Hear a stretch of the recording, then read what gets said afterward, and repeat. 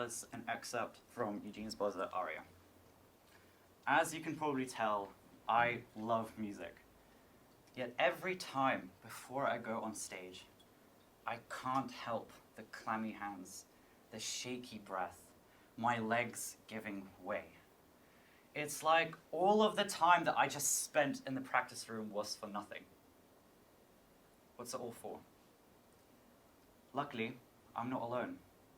Many of us feel what's called stage fright, essentially the fear of performance.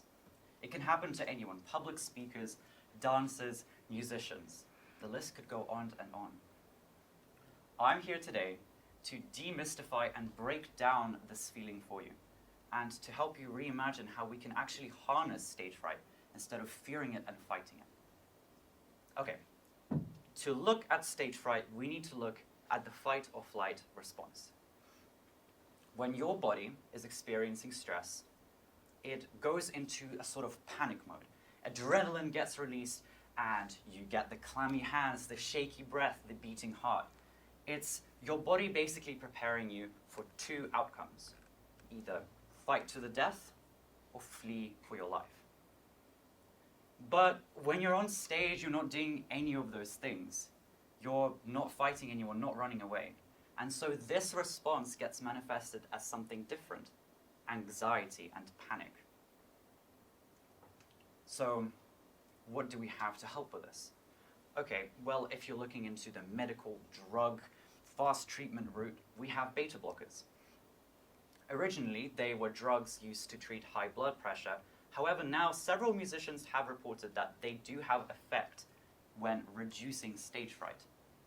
So, for example, a study of 22 string players was conducted. They were given beta blockers 6.5 hours before performance, and then their performance was evaluated.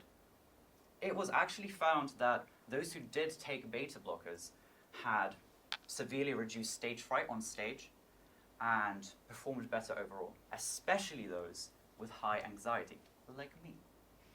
Okay, so that's a good thing, right? Not so fast.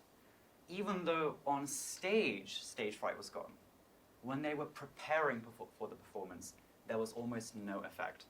So, sure, the physical signs of stage fright are gone, but the anxiety, the dread, the mind blanks, still there. Okay, how do we treat that then?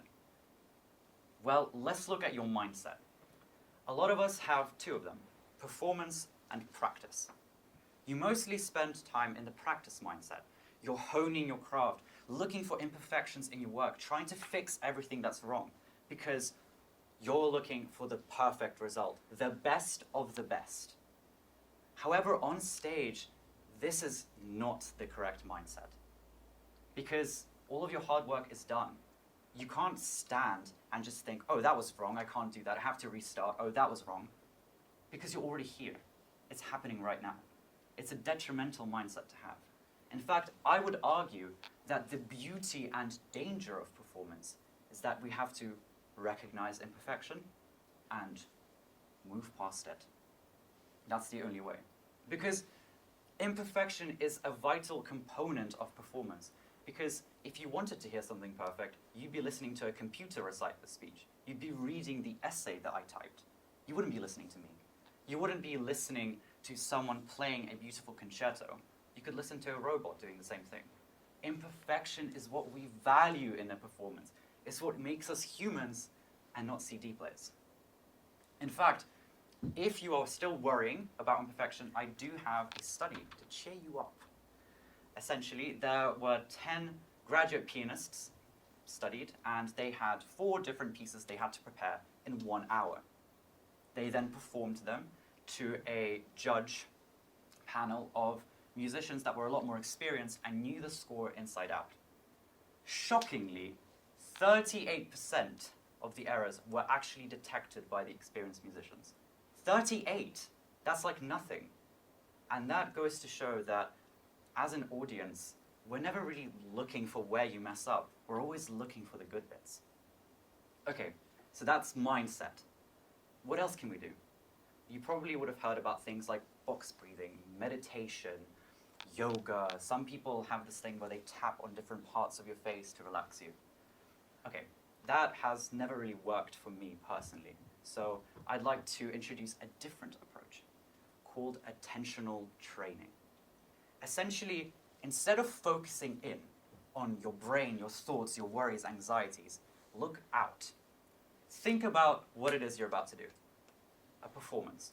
Okay, what is it exactly you're going to do? So for me, I'm going to go through the doors that Mr. Godber opened. I'm going to go on stage, lay out my sheet music, get mic'd up, and start playing. How am I going to play? What dynamics am I going to play? What do I need to do for the performance to go well? Now see, now that I've started thinking this way, I'm not catastrophizing where I'm going to mess up. I'm not trying to mind read what all of you guys are going to think about me. I'm thinking, how can I stand here and do my best? Let me leave you with this analogy. Performance is like climbing a mountain. The harder, the more important, the more difficult a performance, the higher the mountain, and obviously the harder the climb.